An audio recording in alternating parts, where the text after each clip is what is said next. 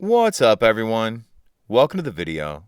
Today we're going to take a quick look at how to connect a phone to a 2024 Nissan Sentra using Bluetooth.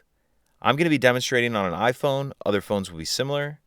So taking a look at our center screen, the first thing I'm going to do is hit the phone button down here in the lower left-hand corner. That's going to take us to this screen. Once I'm on this screen, I'm going to grab my phone, go into the settings, and then open your Bluetooth menu. And under the available devices, it should pop up as My Sentra.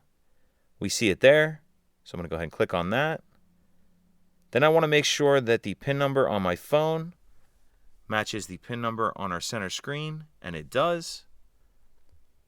So we'll click Pair, and then this is just asking if I want to give it access to my contacts. And that's it. As you can see there, we're connected. And then on our center screen, the only other question it will have is, do you want to make it the favorite? Basically the default device. So I'll just click yes.